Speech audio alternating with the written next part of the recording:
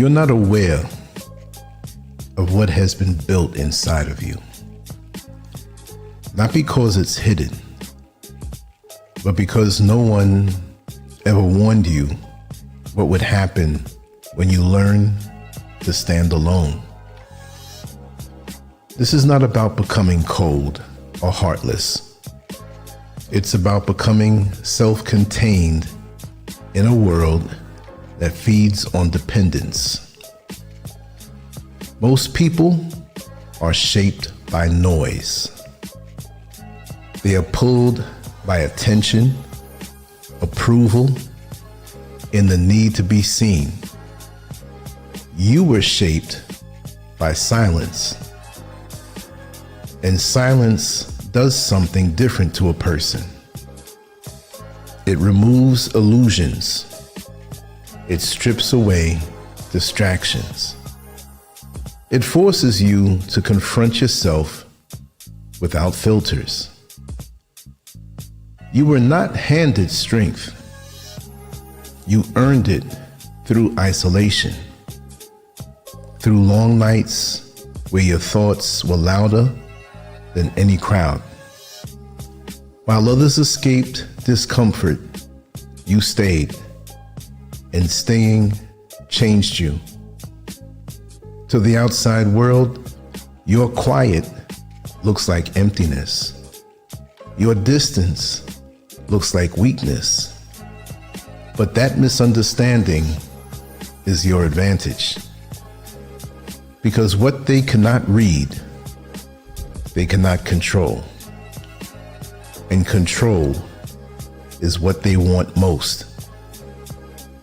Loneliness is usually framed as a failure, as something to escape. But for you, it became a laboratory, a place where your mind sharpened itself under pressure, where every weakness surfaced and every illusion died. You learned early that people speak more with pauses than with words, that smiles can hide intent, that tone changes meaning. While others listen only to what is said, you learn to hear what is avoided. You noticed contradictions, hesitation, emotional leaks. This awareness did not come from theory. It came from watching quietly while others expose themselves. Silence taught you patience. You stopped interrupting. You stopped rushing. You let people talk until they revealed their patterns. And patterns always reveal truth. From that place of observation, you made a critical shift. You stopped needing everyone. You stopped filling space with bodies. You learned that the wrong people drain more energy than being alone ever could. You choose quality over comfort, precision over popularity. That choice cost you connections, but it protected your momentum. Then came anonymity, the misunderstood art of working unseen.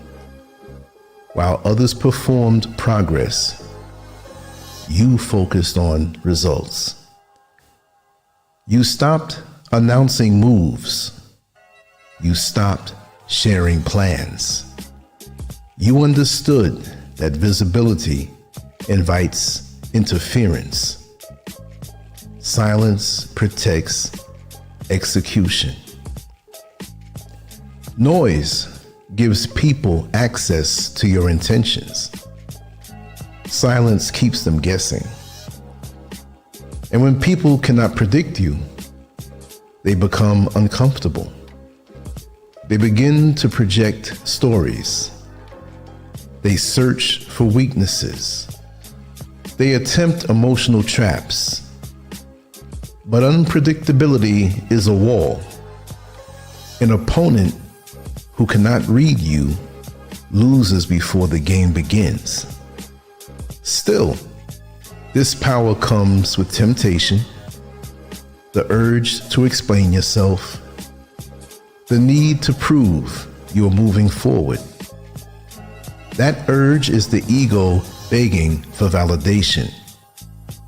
You learned to discipline it, not to destroy it, but to control it. You fed it just enough to function, never enough to rule. From there, you developed strategic patience, not passive waiting, but quiet building. You stopped confusing motion with progress. You realized haste benefits those who fail. Time became your ally. Energy became your currency.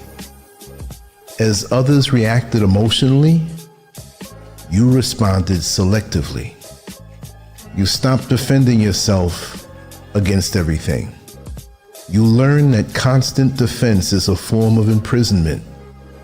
The one who ignores the irrelevant becomes unreachable.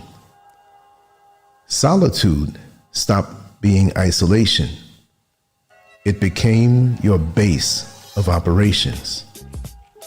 From that base, you chose when to engage and when to withdraw. You allowed others to believe they have won small victories while you prepared decisive ones. You learned that power used constantly weakens, but power reserved multiplies. You notice something else too. Most people react. Very few act. Emotions drive their timing. Impulse shapes their decisions. You moved differently. You observed while they rushed. You calculated while they exploded. This emotional distance protected your clarity. Eventually, detachment arrived. Not apathy, but independence from outcomes. Flattery stopped working. Threats lost their power. You no longer needed quick rewards. That made you impossible to manipulate. You began to need less approval, less explanation, less company. And in removing excess, precision appeared. Your judgment sharpened. You saw people clearly, without desire clouding truth. Solitude turned inward. You studied yourself without excuses.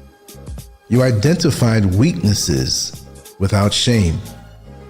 You rebuilt what was fragile and dismantled what no longer served you. You became both architect and demolition crew. Most cannot follow this path. They need witnesses to feel real. You learn to progress, unseen. And while others competed for attention, you built something that would not need an introduction. Your existence alone became disruptive, not because you attacked others, but because you reminded them of their own dependence. You burned the bridge back to comfort, and with it, you stepped outside the rules they live by. You controlled access to yourself. Scarcity increased your value. Mystery protected your direction. You appeared less, but mattered more.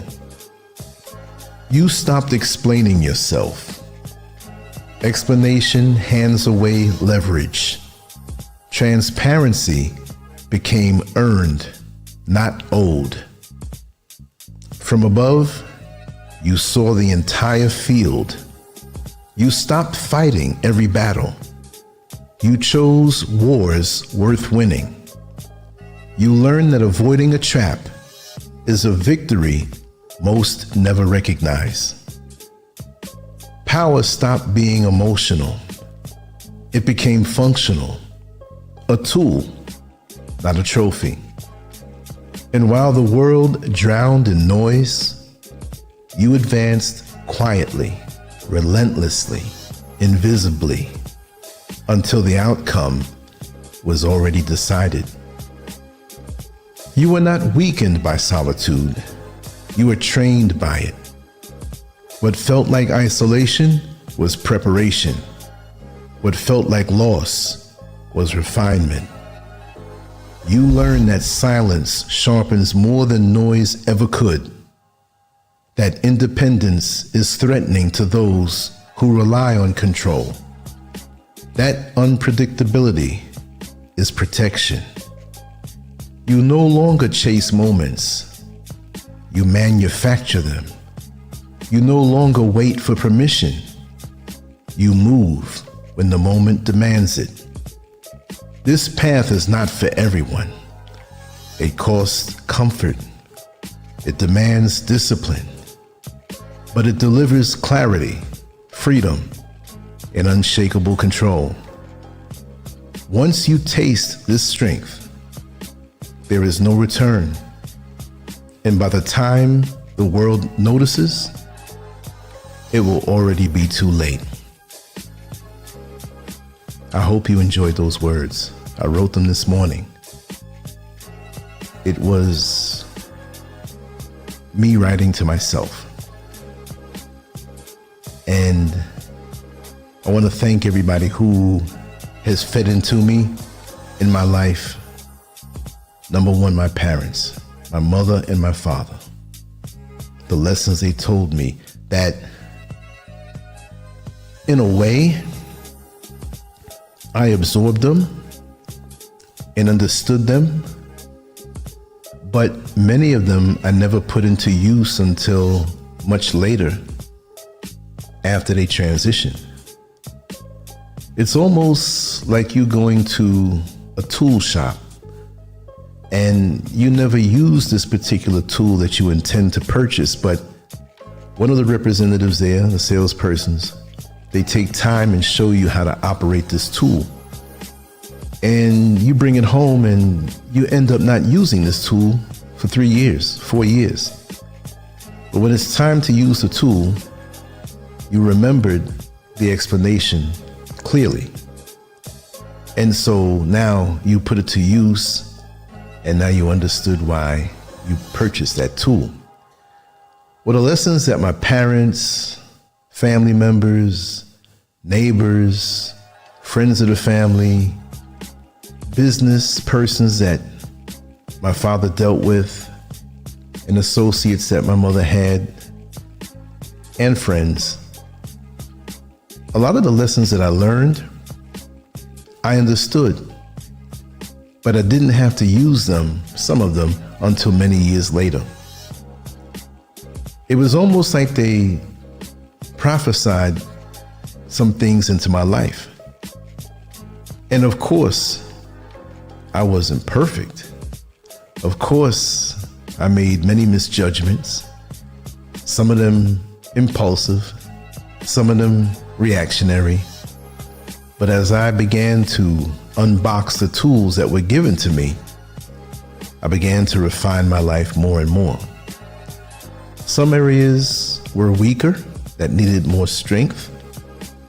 Some weren't a problem, but I still keep all of my tools.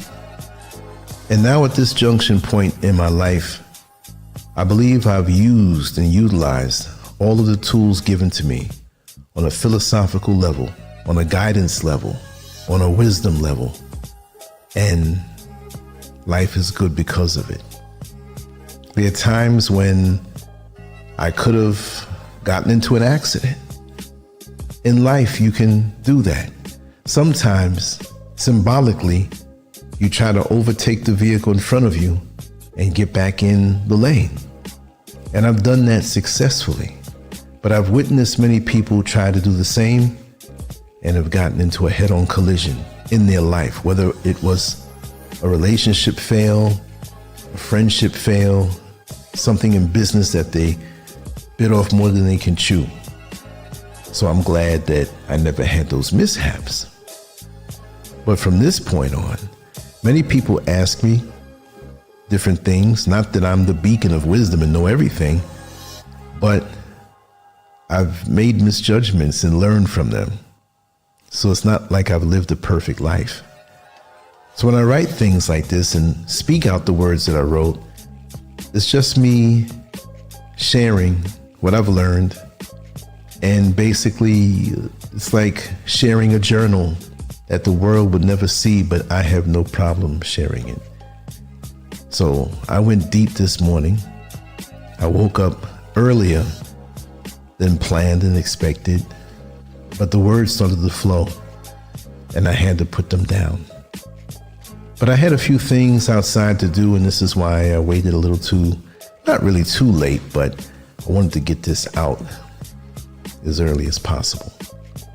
But just understand that, and I know I'm speaking to somebody, I don't know who it is, but I'm just going to put this out there.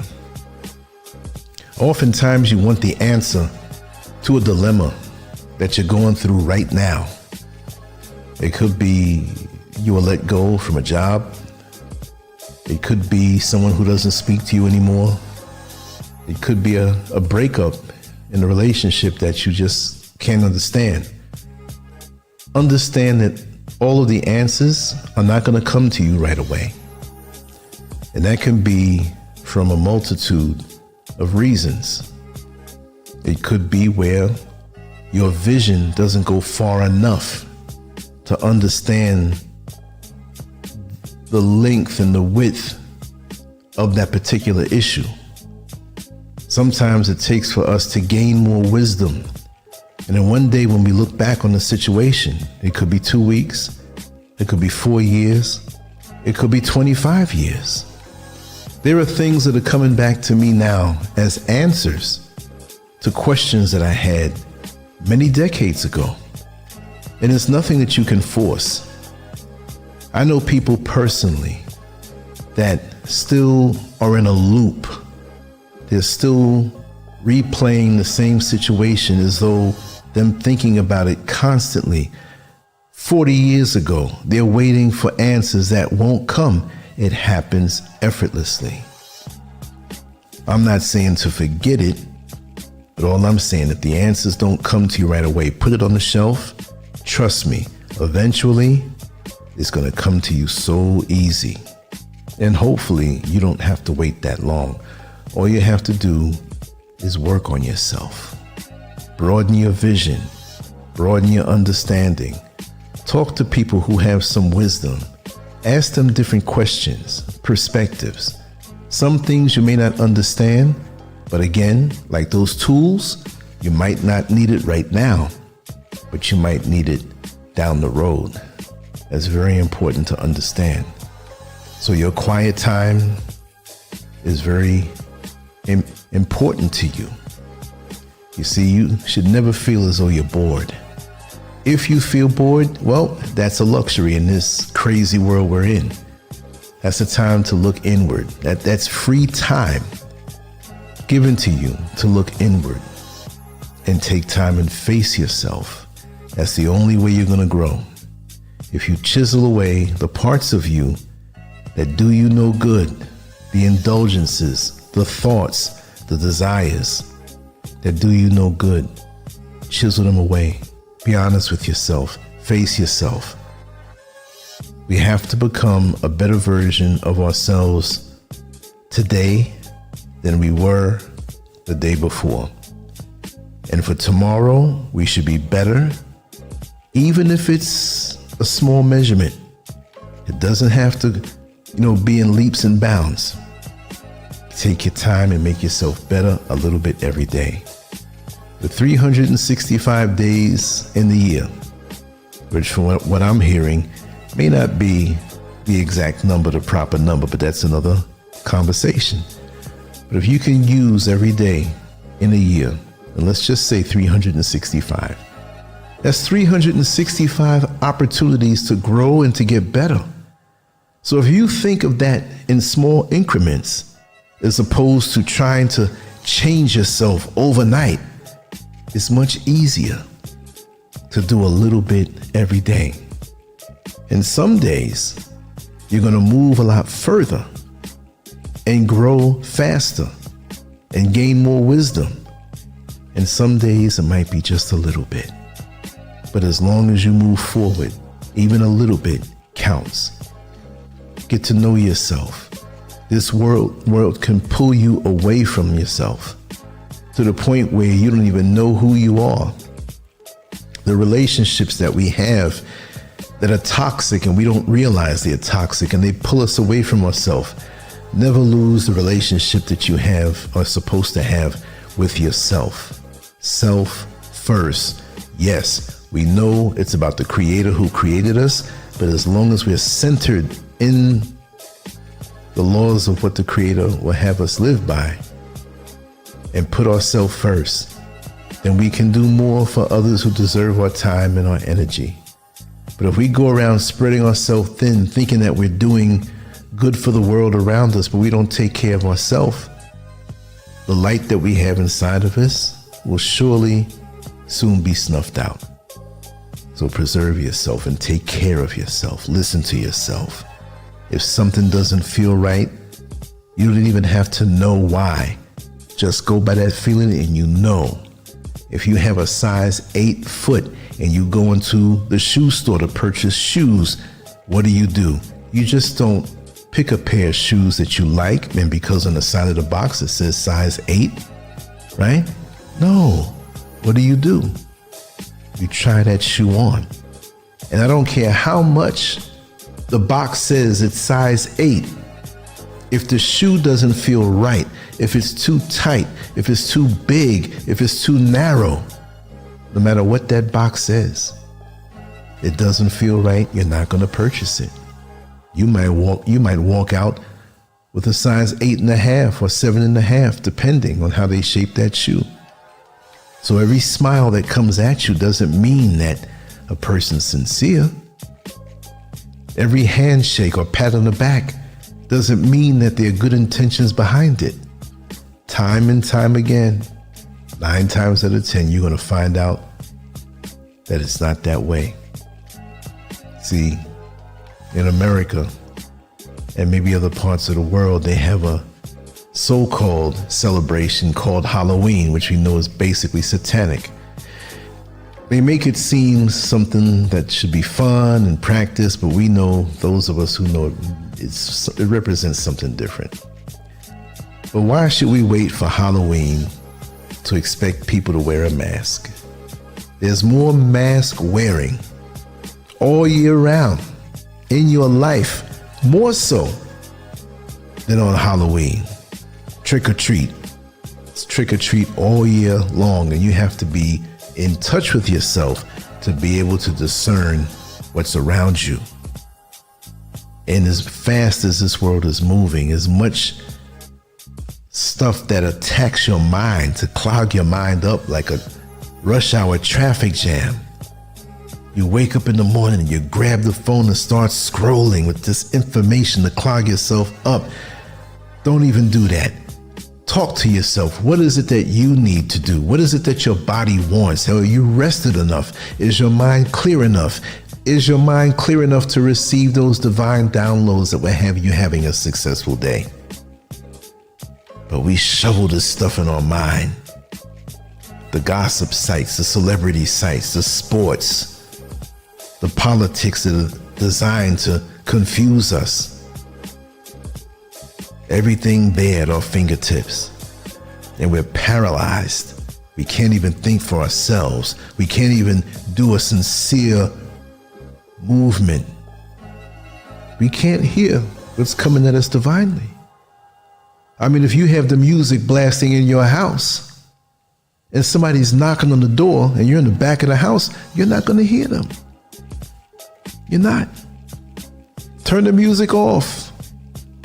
That music of clutter, of social media, that not only clutters your mind, but manipulates you emotionally to make you feel like less, to make you compare yourself to this next person. There's some people that I know go onto strangers' pages just scrolling through. And most people put up a facade of everything being so perfect. So that's going to make you feel bad. Leave it alone. Leave it alone. If it's not doing you any good, leave it alone. And many people say, Lance, you're online all the time. I go in on a mission to do what it is that I'm supposed to do and distribute what it is, create what it is. When I'm inspired, I get in and I get out. That's how I can live a full life with the time that I spend as a creator, a true creator online. Not one who creates a little bit and reacts to people and wants to watch other people. Oh God, I got to keep my sanity. I was just out in the city a little earlier, and it was beautiful because the calm that I had within myself, you know, hanging out with myself. And I observe the people and I enjoy the energy of the crowds. Yes, I do. But I don't let it saturate me. If you get a dirty look or a rude attitude, or no, I let that roll right off. But for the most part, it's all good. And everything works so smoothly. My timing, what I needed to do, getting it done. It was amazing because I was centered. And I wasn't overextending myself. The universe starts with me from within. It's not selfish. We all should do that. Think from within. Not like the answer's out there and I have to go out there and somebody, this false prophet is going to give me the answer. That's why we get mixed up in these religions. That's why we get mixed up in these weirdo spiritual practices. Yes, I'm going to say it. Too many of you are looking outside of yourself, and any old fool that comes and whispers something in your ear and seems confident doing it will have you turned inside out and upside down. I've seen it time and time again, how we're open for such manipulation. And what do you expect? You're looking outward. They can see this. You see, evil people, demonic people, have the gift of discernment also. They depend on it more than you do. And when I say you, I don't mean you personally who's listening to this, because I may not know you. I may know you. That's just the way I speak. But they have the gift of discernment. They're more on point from the evil side of spirituality than you are from the righteous side. Isn't that something? Stop being nice with these demons. Stop interacting with these people. They're reading you inside out and upside down, and you are fooled by the smile on their face or the kind word.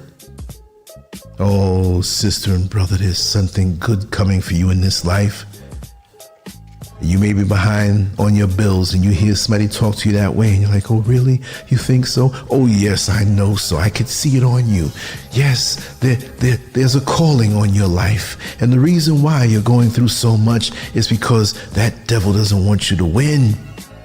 And that's the devil talking to you.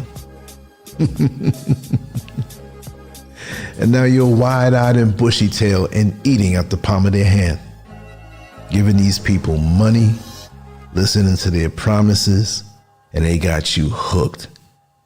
Got you hooked. Got you hooked. Every sweet drink is not something good for you. It could be a glass of poison with a scoop of sugar. We got to protect ourselves.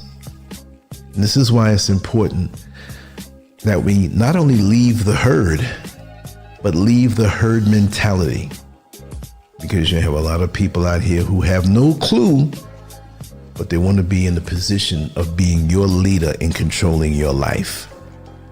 And of course, when they see that they can't control you, they will banish you from their herd, but they didn't know that you left a long time ago when you got smart. You take your time and ease away and build your legacy. Enjoy your life. Build your life. It was given to you.